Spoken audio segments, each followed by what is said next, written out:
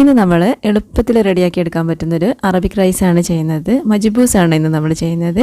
നല്ല ടേസ്റ്റിൽ കഴിക്കാൻ പറ്റുന്ന വളരെ എളുപ്പത്തിൽ റെഡിയാക്കി എടുക്കാൻ പറ്റുന്ന ഒരു റെസിപ്പിയാണിത്. അപ്പോൾ ഇതെങ്ങനെയാണ് ചെയ്യുന്നത് നമുക്ക് വീഡിയോ കണ്ടു നോക്കാം. 4 കപ്പ് ബസ്മതി റൈസ് വെച്ചിട്ടാണ് നമ്മളിപ്പോൾ ഇവിടെ മജ്ബൂസ് ഉണ്ടാക്കുന്നത്. ഇതൊരു 6-7 പേർക്കൊക്കെ കഴിക്കാനുള്ളതുണ്ടാവും. ആദ്യം റൈസ് നന്നായിട്ടൊന്ന് കഴുകി വൃത്തിയാക്കിയതിന് ശേഷം അരമണിക്കൂർ ഒന്ന് കുതിർക്കാൻ വേണ്ടി മാറ്റി വെക്കണം. അരി കുതിർത്തതിന് ശേഷം നമ്മളിത് കഴുകിയെടുക്കരുത്. അങ്ങനെ ചെയ്തിട്ടുണ്ടെങ്കിൽ അരി പൊട്ടിപ്പോവാൻ ചാൻസ് ഉണ്ട്. അപ്പോൾ നമുക്ക് റൈസ് നല്ല പെർഫെക്റ്റ് ആയിട്ട് കിട്ടില്ല. അപ്പോൾ ആദ്യം തന്നെ റൈസ് നന്നായിട്ട് കഴുകി വൃത്തിയാക്കിയതിന് ശേഷം കുതിർക്കാൻ വേണ്ടി വെക്കാം. പിന്നെ ഇനി ഇതിലേക്ക് 1 കിലോ ചിക്കനാണ് ഞാനിപ്പോൾ ഇവിടെ എടുത്തത്. ചിക്കൻ നന്നായിട്ട് കഴുകി വൃത്തിയാക്കിയതിന് ശേഷം ഇതുപോലെ ഒരു സ്ട്രെയിനറിലിട്ട് വെള്ളമൊക്കെ പോക്കി വെച്ചതാണ്. ചിക്കൻ ഇതുപോലെ 4 പീസായിട്ട് കട്ട് ചെയ്തെടുത്തിട്ടുണ്ട്. ഇനി ചിക്കൻ്റെ മേലെ ഇതുപോലെ ഒന്ന് വരയിട്ട് കൊടുക്കുക.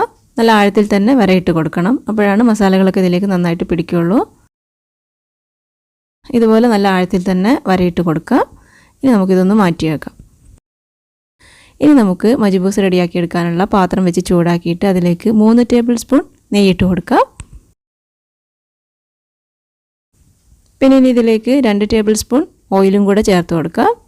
സൺഫ്ലവർ ഓയിലാണ് ഞാനിതിലേക്ക് ഒഴിച്ചു കൊടുത്തത്. 2 ടേബിൾ സ്പൂൺ മതി. ഇതൊന്ന് ചൂടായി വരുമ്പോൾ നമുക്കിതിലേക്ക് 3 വലിയ സവാള ഇതുപോലൊന്ന് കട്ട് ചെയ്തെടുത്തത് ഇതിലേക്ക് ചേർത്ത് കൊടുക്കുക. 3 അത്യാവശ്യം വലിയ സവാളയാണ് കേട്ടോ ഞാൻ എടുത്തത്. ഈ ഒരു രീതിയിലാണ് സവാള കട്ട് ചെയ്തെടുക്കേണ്ടത്. ചെറുതായിട്ടൊന്ന് കട്ട് ചെയ്തെടുക്കുക.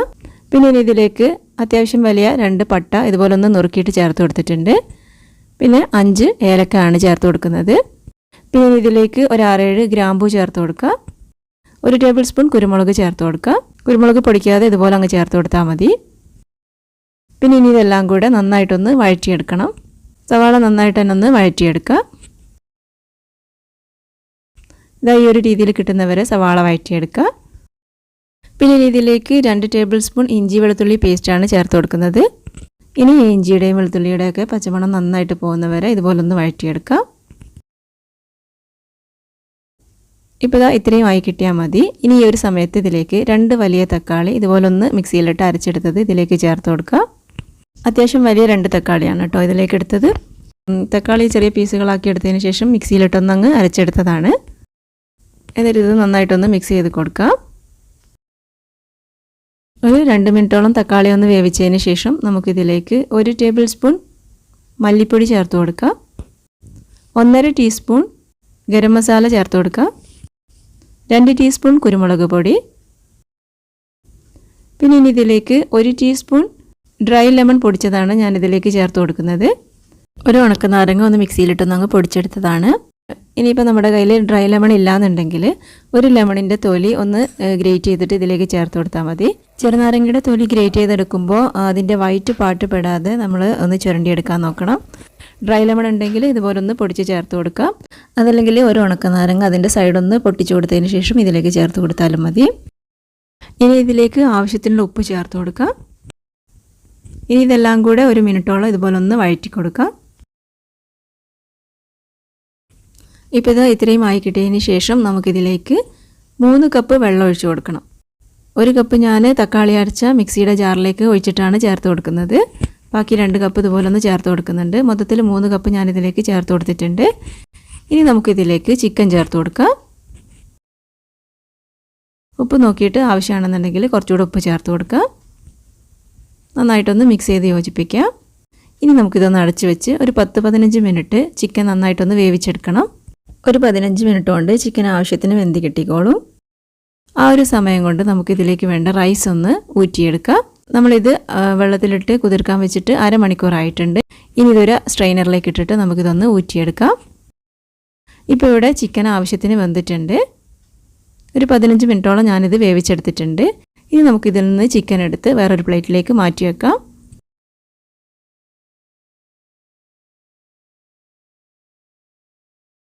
ഇനി നമ്മൾ ഈ ഗ്രേവിയിലാണ് റൈസ് വേവിച്ചെടുക്കാൻ പോകുന്നത്. ഇനി നമുക്ക് ഈ ചിക്കൻ വേവിച്ച ഗ്രേവി എത്രയുണ്ടെന്നൊന്ന് അളന്ന് നോക്കണം. നമ്മൾ 4 കപ്പ് റൈസ് എടുക്കുമ്പോൾ അതിലേക്ക് 6 കപ്പ് വെള്ളമാണ് വേണ്ടത്. 1 കപ്പ് അരിക്ക് 1.5 കപ്പ് വെള്ളം എന്നുള്ള തോതിലാണ് നമ്മൾ അരി വേവിക്കാൻ വെള്ളം എടുക്കേണ്ടത്. ഈ ഗ്രേവി എത്രയുണ്ടെന്ന് ഇതുപോലെ ഒന്ന് അളന്ന് നോക്കാം. ഇതിപ്പോൾ ഇവിടെ 4 കപ്പ് ഗ്രേവി ഉണ്ട്. ഇനി നമുക്കിതിലേക്ക് 2 കപ്പ് വെള്ളം കൂടെയാണ് ചേർത്ത് കൊടുക്കേണ്ടത്. മൊത്തത്തിൽ 6 കപ്പ് വെള്ളത്തിലാണ് നമ്മൾ റൈസ് വേവിച്ചെടുക്കേണ്ടത്. ഇത് നന്നായിട്ട് തിളച്ചതിന് ശേഷം നമുക്കിതിലേക്ക് നമ്മൾ ഊറ്റി വെച്ച അരി ഇട്ട് കൊടുക്കുക. നന്നായിട്ട് ഇതുപോലെ ഇളക്കി കൊടുക്കുക. ഈ ഒരു സമയത്ത് നമുക്കിതിലേക്ക് ആവശ്യത്തിനുള്ള ഉപ്പ് ചേർത്ത് കൊടുക്കുക. ആദ്യം ഇതുപോലെ ഒന്ന് അടച്ച് വെച്ച് ഹൈ ഫ്ലെയിമിലിട്ട് ഇതൊന്ന് തിളപ്പിച്ചെടുക്കണം. ഇപ്പോൾ ഇതിവിടെ തിളച്ച് വന്നിട്ടുണ്ട്. ഇനി നമുക്ക് ഇതുപോലെ ഒന്ന് ഇളക്കി കൊടുത്തതിന് ശേഷം ഇതൊന്ന് അടച്ച് വെച്ച് ഒരു 10-12 മിനിറ്റ് ലോ ഫ്ലെയിമിലിട്ടിട്ട് അരി വേവിച്ചെടുക്കണം. ഒരു 12 മിനിറ്റ് ആകുമ്പോഴത്തേക്കും അരി ആവശ്യത്തിന് വെന്ത് കിട്ടിക്കോളും. ഇനി ലോ ഫ്ലെയിമിലാണ് അരി വേവിച്ചെടുക്കേണ്ടത്. ഇനി നമുക്കിതൊരു വേറെ അടുപ്പിലേക്ക് മാറ്റാം. ആ ഒരു സമയം കൊണ്ട് നമുക്കിതിലേക്ക് വേണ്ട അണ്ടിപ്പരിപ്പും ഉണക്കമുന്തിരിയും ഒന്ന് വറുത്തെടുക്കാം. പിന്നെ നമ്മൾ നേരത്തെ വേവിച്ച് വെച്ച ചിക്കൻ ഒന്ന് ഫ്രൈ ചെയ്തെടുക്കണം. അതിന് വേണ്ടിയിട്ട് ഇതുപോലുള്ളൊരു പാൻ വെച്ച് ചൂടാക്കിയിട്ട് അതിലേക്ക് 1 ടീസ്പൂൺ നെയ്യിട്ട് കൊടുക്കുക. പിന്നെ ഇനി ഇതിലേക്ക് 1 ടേബിൾ സ്പൂൺ സൺഫ്ലവർ ഓയിലും കൂടെ ഒഴിച്ച് കൊടുക്കുക. ആദ്യം ഒരു പിടി കാഷ്യൂസ് ഇതുപോലെ ഒന്ന് ഇട്ട് കൊടുത്തിട്ടൊന്ന് വറുത്തെടുക്കാം. കാഷ്യൂസും റൈസിൻസും നിർബന്ധമൊന്നുമില്ല കേട്ടോ, നമ്മുടെ കയ്യിലുണ്ടെങ്കിൽ മാത്രം ഇട്ട് കൊടുത്താൽ മതി. ഇത് ഇട്ട് കൊടുത്തിട്ടുണ്ടെങ്കിൽ നല്ല ടേസ്റ്റ് ആയിരിക്കും. കാഷ്യൂസ് ഇപ്പോൾ ഇതാ ഇവിടെ റെഡി ആയിട്ടുണ്ട്. ഇനി നമുക്കിതൊരു പാത്രത്തിലേക്ക് മാറ്റാം. പിന്നെ ഇനി ഇതിലേക്ക് ഉണക്കമുന്തിരി ഇട്ട് കൊടുക്കാം. ഒന്നങ്ങ് വറുത്തെടുക്കാം. ഇപ്പോൾ ഇതാ കാഷ്യൂസും റൈസിൻസും ഇവിടെ റെഡി ആയിട്ടുണ്ട്. ഇനി നമുക്കിത് മാറ്റി വെക്കാം. ഇനി ഇതിലേക്ക് ചിക്കൻ ഇട്ട് കൊടുക്കാം. ഹൈ ഫ്ലെയിമിലിട്ടിട്ടാണ് ചിക്കൻ വറുത്തെടുക്കേണ്ടത്. ഒരു 2 മിനിറ്റോളം ഹൈ ഫ്ലെയിമിലിട്ടിട്ട് ചിക്കൻ ഒന്ന് വറുത്തെടുത്താൽ മതി. ചിക്കൻ്റെ കളറൊന്ന് മാറിക്കിട്ടാൻ വേണ്ടിയിട്ടാണ് നമ്മൾ ഇതുപോലെ ചെയ്യുന്നത്. പിന്നെ ഇതുപോലെ ഒന്ന് ഫ്രൈ ചെയ്തെടുത്തിട്ടുണ്ടെങ്കിൽ കുറച്ചുകൂടി ടേസ്റ്റും കൂടുതൽ കിട്ടും. ഇപ്പോൾ ഇതാ ചിക്കൻ്റെ ഒരു സൈഡ് ഇതുപോലെ ഒന്ന് കളറ് മാറി കിട്ടിയിട്ടുണ്ട്.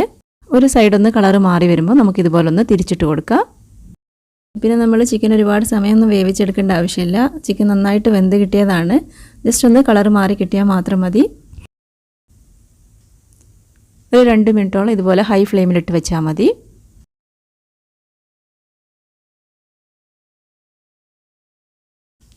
ഇപ്പോൾ 2 സൈഡും ഇതുപോലെ നല്ലൊരു കളറിൽ കിട്ടിയിട്ടുണ്ട്. ഇനി നമുക്കിത് മാറ്റി വെക്കാം.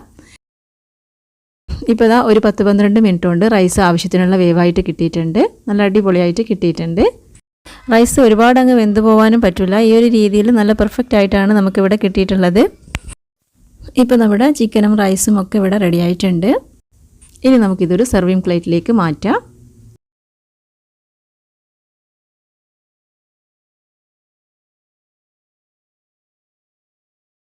ഇനി നമുക്കിതിൻ്റെ മേലെ ചിക്കൻ വെച്ച് കൊടുക്കാം.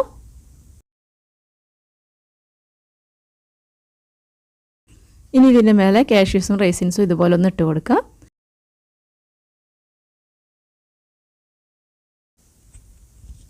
ഇപ്പോൾ ഇതാ ഇത്രയേ ഉള്ളൂ. വളരെ ഈസി ആയിട്ട് റെഡിയാക്കി എടുക്കാനും പറ്റും. നല്ല ടേസ്റ്റാണ് കഴിക്കാനും.